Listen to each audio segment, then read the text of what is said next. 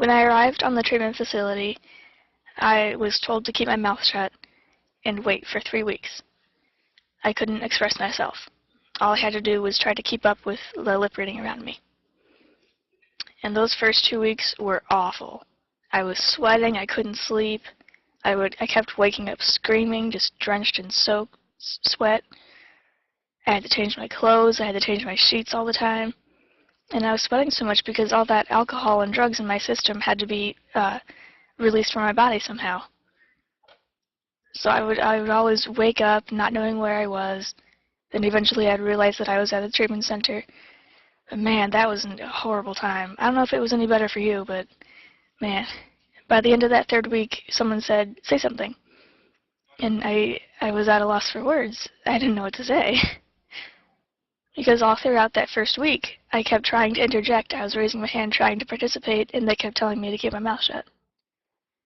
There were AA meetings on the facility and also out of the facility. And it was interesting to see all the different people. You know, some were older, some were younger. Not like children, but, you know, younger than me. It was really neat to see all the different stories. You know, some seemed worse than mine, others seemed like no big deal. It was just incredible to see all the differences. Some had been sober for a month, some had been sober for 4 or 5 years. We were all at different times in our healing. But one thing that united us all was that alcoholism was a problem in our lives. And step 1 is willing that alcohol has taken control of our lives and our lives have become unmanageable.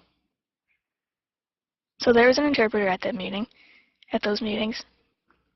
So I went to those AA meetings for a month, and I was told I could leave the facility, and I didn't know where to go. So I found what was called a halfway house, and there were about 14 men living in that house who were all recovering alcoholics.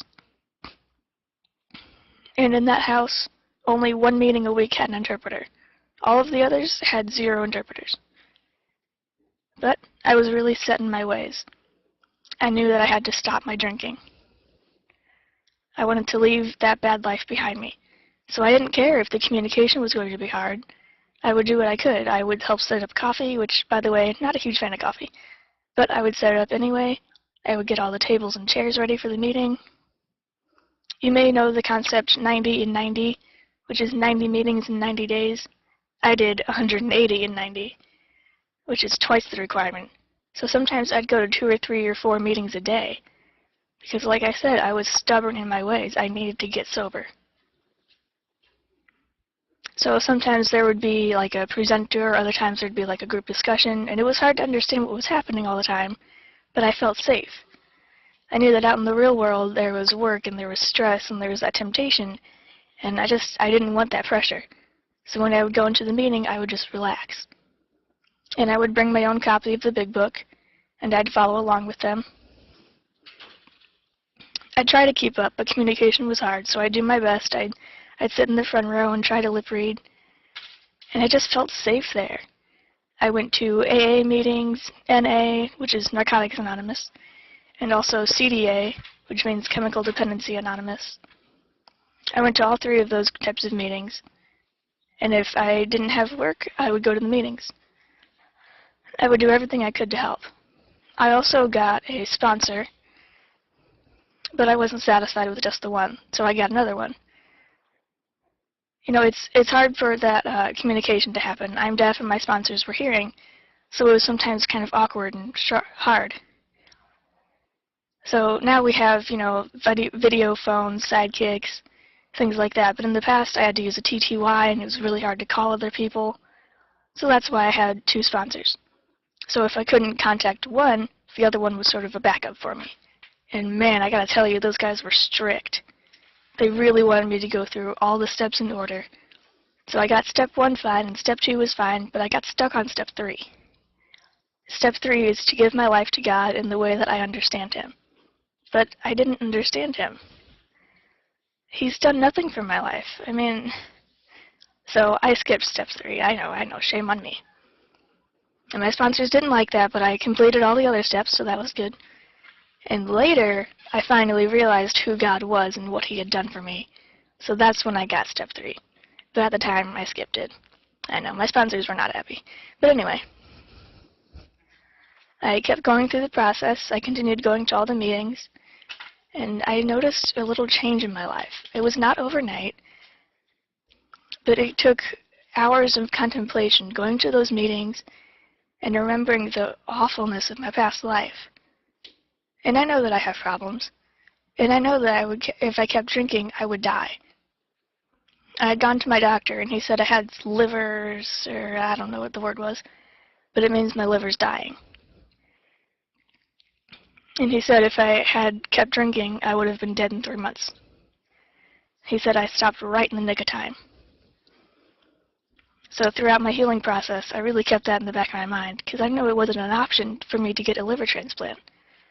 So while the temptation was very strong, I would do my best to sit in a bar, for example, and just stay focused on being sober. But sometimes my mind would grace and I had to leave. And yes, at those meetings with no interpreter, the communication was very hard, but I know that today I am sober. What will happen tomorrow, I don't know. I'm going to have to wake up and face my demons tomorrow. But for now, I am clean and sober. And that's sort of my process, every day. And I kept doing that day after day, year after year. And over time, it became a little bit easier. Like I said, it wasn't overnight, but it was through all of those dozens of meetings. Like I said, 2 or 3 a day sometimes. And I would sometimes meet another deaf person and try to support them, but they would relapse. But AA was always there for me. And that's the point of AA. We have to support each other and be there for each other. And I did try coffee. I was not a huge fan. So I think back to my old life and think of how horrible that was and try to stay positive and focus on healing myself every day. And every day it just gets a little bit easier. I've been doing this for 22 years now, and my life is not perfect. I still, every once in a while, have that temptation, because we all have problems. We have money problems, family problems, maybe problems at work. Even strangers you meet on the street, they all have problems too. The whole world has this pressure. We have economic struggles, we're at war, our education system, even our children are experiencing problems. And that's really stressful. Well, that's normal. It's all right to feel like that. And that temptation does not lead me to drink, because I know if I give in to that, and if I have that first drink, I'm a dead man. I just know I'll be back to my old life, and I won't make it that time. So I really do enjoy my life right now. I'm clean, I'm sober, and what's important is that I'm helping other people with their problems. If I notice that they're going down the same road I was, I do my best to help them. I look back on my own treatment process and what helped me, and then I sort of pay it forward and help them. And that's AA. That's what unites us all. It's that mutual helpfulness that we have. And it's not perfect. People relapse. But it's important to stay positive and remember the encouragement and support that I got and give that to other people. And sometimes those people that helped me, they have relapsed themselves. And that's all right, because I know God will always help me. I go to DODA as well, and I help them all stay clean and sober. And I know that alcohol and drugs are no longer in my system. It's a good process, but it's not perfect. But I don't know, I feel okay. I feel like it's all right.